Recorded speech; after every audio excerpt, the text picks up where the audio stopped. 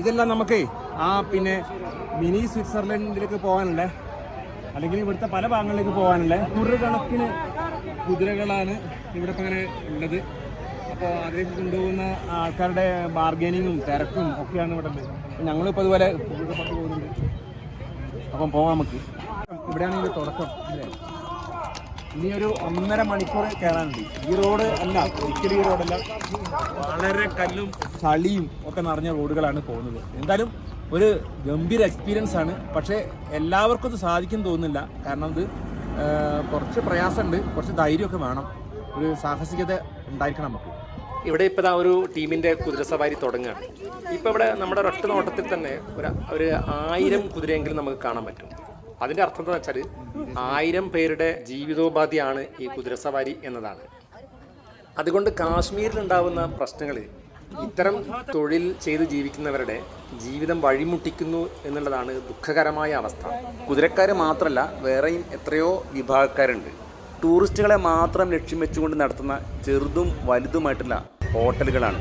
Lodge നടത്തുന്നവർ, പ്രാദേശിക ഉൽപ്പന്നങ്ങൾ വിൽക്കുന്നവർ, ഇങ്ങനെ ഒട്ടേറെ പേരാണ് പ്രതിസന്ധിയിലാവുന്നത്. ഇനി ഇതിൻ്റെ തീവ്രത അറിയണമെങ്കിൽ ഇതൊന്ന് കണ്ടാൽ മതി.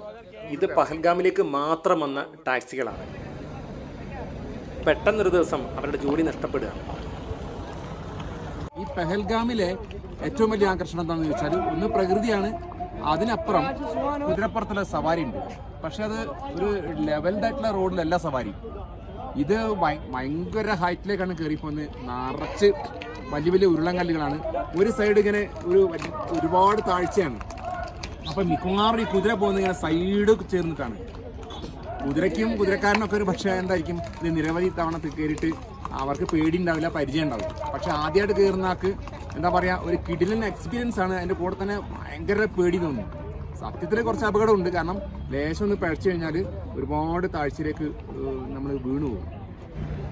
ഇതാണ് പെഹൽഗാം പിന്നെ താഴ്വര കേട്ടോ.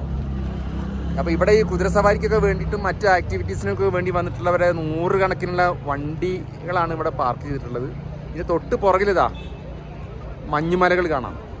അപ്പോൾ ഇതിന് അത്രയ്ക്ക് തണുപ്പുണ്ട് ഈ പ്രദേശത്ത്. രാത്രി -7 ഒക്കെ ആയിട്ട് മാറും എന്നാണ് ഇവിടുന്ന് അറിയാൻ കഴിഞ്ഞത്. അപ്പോൾ ഞങ്ങളിവിടെ പകൽ സമയം നിൽക്കുന്നത്. ഈ നിൽക്കുന്ന സമയത്തും ഏകദേശം 3 ഡിഗ്രി 4 ഡിഗ്രിക്കാണ് തണുപ്പ്. നല്ല തണുപ്പാണ് ഇപ്പം അനുഭവപ്പെടുന്നത്. ഇപ്പം നമ്മൾ കാണുന്നത് കുതിര സവാരിക്ക് വേണ്ടിയിട്ടുള്ള ബാർഗനിങ് ആണ്. ഒരു 1000-1500 രൂപയ്ക്കൊക്കെ പോകാൻ പറ്റും.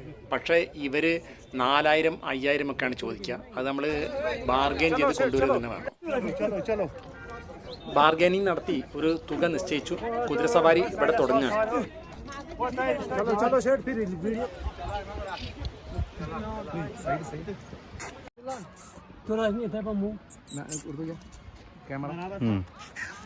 ഏകദേശം 3.5 കിലോമീറ്റർ കുത്തനെയുള്ള മല കയറേണ്ടതുണ്ട്.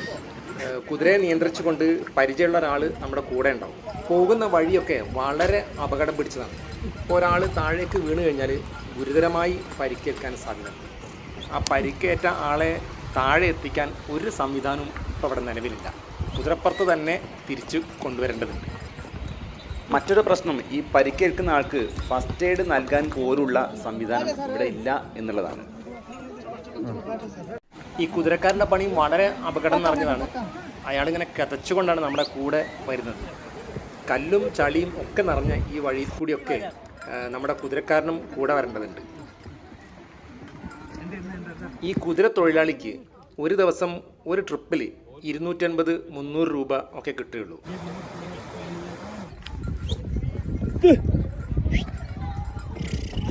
അങ്ങനത്തെ 2-3 ട്രിപ്പ് ഒരു ദിവസം പരമാവധി നടത്താൻ പറ്റുകയുള്ളൂ. അതുകൊണ്ട് തന്നെ ഈ സവാരി കഴിഞ്ഞ് എത്തുന്ന നമ്മളോട് ഇവർ ടിപ്പ് ചോദിക്കും. അതൊക്കെയാണ് ഇവരുടെ ഏക ആശ്വാസം. ഇപ്പം ഏകദേശം മുകളിലെത്താനായിട്ടുണ്ട്. ഇടയ്ക്ക് ചില വ്യൂ പോയിന്റുകളിലൊക്കെ നമ്മളവിടെ ഇറങ്ങും. കുതിര ചെറുതായിട്ടൊന്ന് റെസ്റ്റ് എടുക്കും. അതുപോലെ ഒന്ന് ഫോട്ടോ എടുക്കുകയൊക്കെ ചെയ്യും. വ്യൂ പോയിന്റിൽ എത്തിക്കഴിഞ്ഞാൽ ഇങ്ങനെയുള്ളൊരു ഫോട്ടോ എടുപ്പിനുള്ളൊരു ചാൻസ് ഇവർ തന്നെ നമുക്ക് ഒരുക്കി തരും.